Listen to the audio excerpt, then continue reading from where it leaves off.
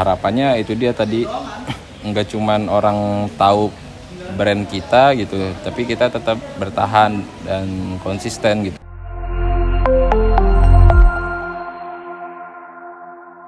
Hai, gue Nurul Fazriah. Di sini gue mewakili kelompok 6. Kali ini kita akan membahas seputar tentang peluang bisnis di era digital.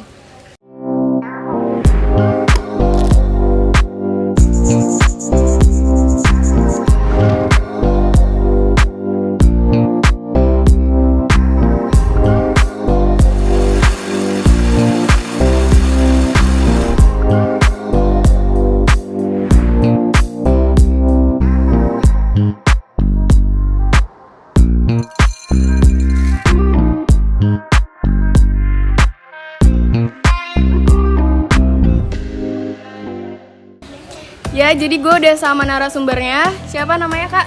Valdi. Oke, kali ini Kakak Valdi ini sibuk apa sekarang? Kalau sibuk kerja, terus juga sama ada bisnis usaha juga gitu. Oke. Bisnis apa tuh, Kak? Kalau usaha cupcakes, usaha cupcakes, nama cupcake-nya tuh Cupcakes by Anifa gitu. Jadi di Cupcakes by Anifa ada cupcakes, jadi kue gitu, kue ulang tahun, kue wedding gitu, sama cupcake reguler biasa buat yang langsung dimakan gitu. Udah berapa lama mulainya? Kalau udah berapa lama? Udah dari tahun kemarin, 2021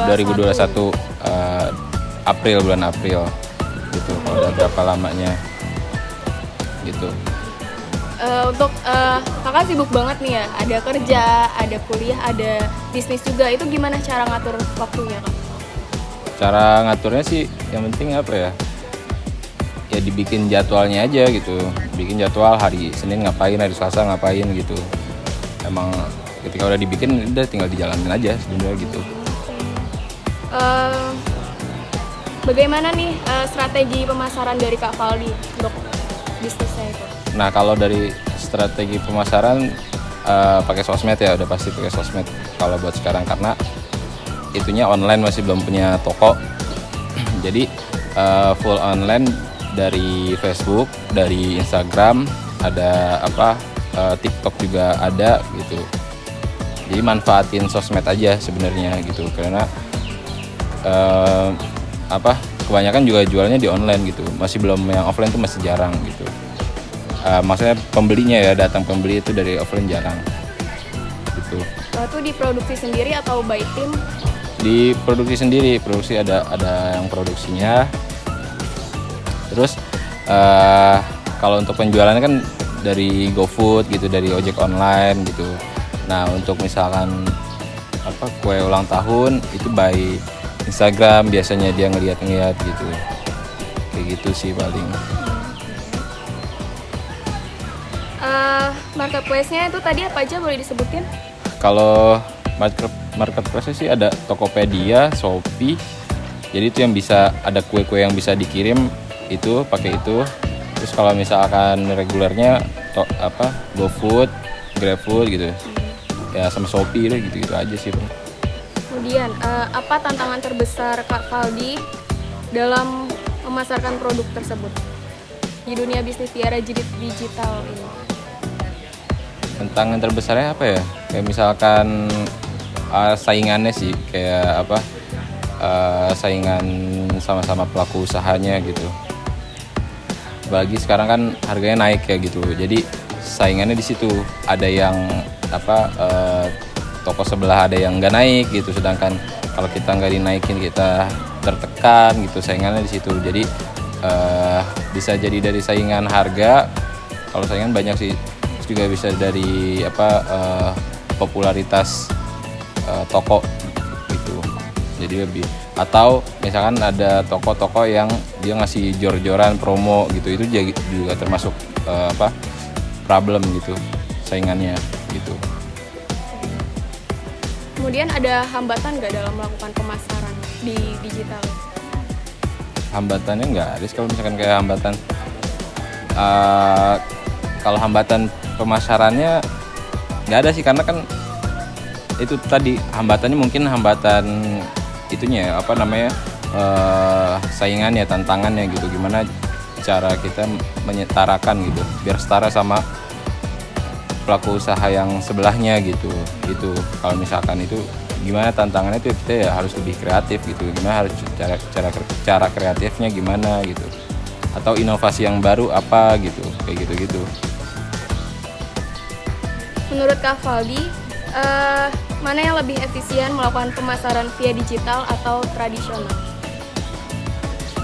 Pasti ini sih digital ya, karena gini, pas pertama baru buka itu ada yang nanya kan, ini jualan apa gitu kan, oh jualan kue nih, cupcakes gitu. Sedangkan di lingkungan yang saya jualan itu orang-orang nggak tahu, kurang tahu gitu, terus juga harganya emang terlalu pricey gitu. Jadi digital emang ngebantu banget gitu. Jadi kita kalau digital kita nggak perlu ngasih tahu value-nya apa gitu, kenapa ini bisa harganya segini gitu, karena itu dia tadi orang bisa tahu sendiri gitu, cari tahu sendiri kenapa harganya ini gitu. Ini tuh ngebantu banget, jadi kan pembeli bisa dari mana aja gitu, kayak gitu sih paling. Kenapa Kak Valdi memutuskan untuk berjualan bisnis cupcakes ini? Kalau misalkan itu sih karena ada basicnya maksudnya orang rumah bisa dia bikin kue-kue gitu, tapi sebelumnya itu cuman pesanan dari rumah aja gitu, kayak kuenya tuh kayak kue bolu gitu misalkan. Itu kan kayak nggak selalu ada gitu, tapi sebenarnya yang diituin orangnya kan bisa terus gitu, orang bisa bikin gitu. Nah, makanya ya udah coba daripada di offline doang, coba deh di online gitu kan, gimana nih, mau gak gitu. Akhirnya ya udah hampir udah lebih dari 1 tahun jualannya, dan itu berjalan gitu. Lalu apa nih yang membedakan bisnis kakak dengan bisnis-bisnis di luar sana? Kan banyak nih ya yang jual cupcakes. Nah, perbedaan kakak tuh dengan yang lain apa?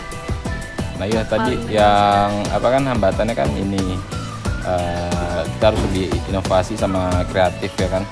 Nah ada beberapa produk yang di toko lain itu nggak ada di ojol gitu. Misalnya kayak kemarin Lebaran itu kan orang pada nyari parcel ya kan, nyari parcel kue kering gitu, nastar segala macam gitu. Di toko lain tuh nggak bisa dia beli, orang nggak bisa beli via ojol gitu, harus pesen. Nah saya adain gitu di ojol biar orang bisa pesen. Nah itu ternyata pas udah diadain itu bener-bener ngeblas gitu, langsung naik banget, dan yang pesen ya nggak kira-kira gitu. Padahal ya tadi harganya kalau kita di online tuh pricey, emang benar-benar pricey gitu. Tapi ya itu tadi orang kan untuk hadiah gitu, maunya cepat, ya udah coba kita adain gitu. Akhirnya itu salah satu contoh yang membedakan gitu dari yang lain-lainnya gitu. Kemudian gimana nih, kakak kan udah melakukan selama kurang lebih 1 tahun lebih.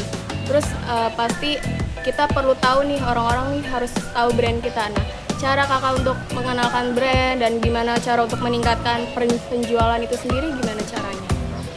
Sebenarnya kalau dari itu ada strateginya, misalkan kayak misalkan sekarang nih orang lebih banyak tahu usaha saya itu dari ojek online gitu, karena jadi dibandingannya di ojek online sama akun Instagram itu orang lebih tahu di ojek online-nya gitu, di aplikasinya. Nah itu mulai kenalin gitu, entah itu di pesanannya gitu, misalkan ada itu masukin nama Instagramnya supaya orang lebih kenal lagi gitu. Terus juga bikin konten, terus juga nggak cuma bikin konten sebenarnya, iklan juga di sosmednya gitu kan. Itu juga termasuk bisa bisa buat meramaikan atau memperkenalkan usaha kita, produk kita gitu. Kemudian harapan dari Kak Valdi untuk bisnis kakak di digital marketing ini ke depannya gimana sih? Harapannya itu sih tadi kalau misalkan, jadi sebenarnya bagus ya bisnis digital gitu, nggak mungkin matinya cepat gitu kan. Jadi ya emang manfaatin gitu. Saya juga termasuk orang yang telat sebenarnya kan, baru 1 tahun padahal udah dari lama banget. Jadi harapannya itu dia tadi, nggak cuman orang tahu brand kita gitu, tapi kita tetap bertahan dan konsisten gitu di di digitalnya ya gitu. Jangan sampai kita kendor di digital, karena yang tadi kan digital sangat ngebantu banget buat penjualan, buat pemasaran gitu. Itu harapannya gitu. Udah itu aja paling kalau harapannya gimana. Terus Kak Valdi sendiri ada saran atau tips-tips untuk para pebisnis di luar yang baru mulai? Kalau saran sama tips sebenarnya kayak mungkin kan orang udah banyak ya. Misalnya ada rumah makan gitu yang terkenal offline, tapi nah itu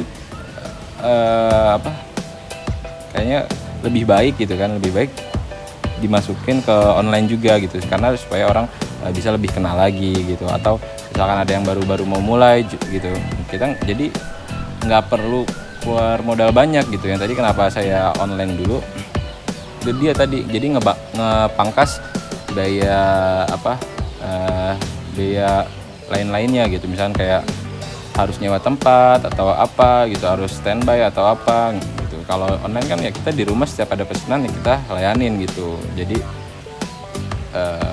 lebih efisien sama praktis gitu, dan itu ngebantu banget. Dan yang kalau online kan lebih enaknya yang ngelihat itu nggak sekedar orang-orang di sekitar, bisa orang luar kota gitu kan.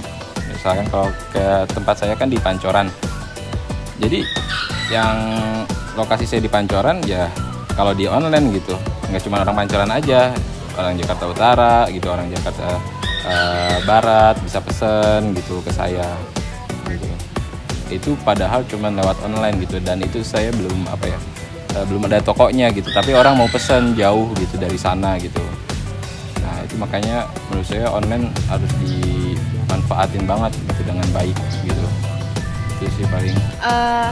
Sebelum Kakak Valdi ini mulai bisnis cupcakes, pernah coba untuk bisnis lain nggak? Pernah.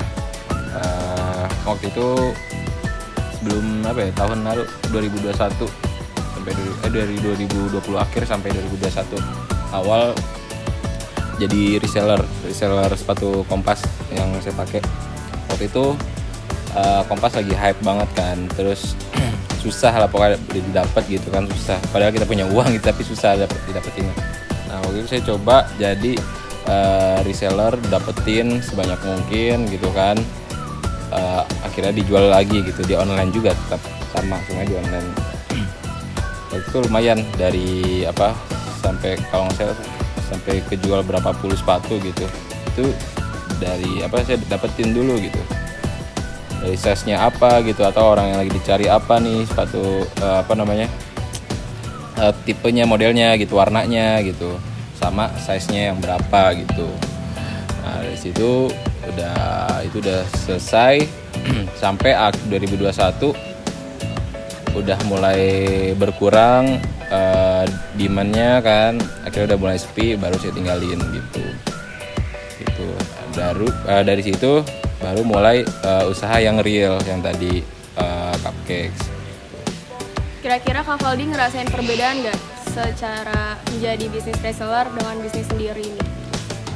Kalau perbedaan pasti ada ya. Kalau misalkan tadi kan yang sepatu Kompas itu reseller kan dia musiman gitu kan.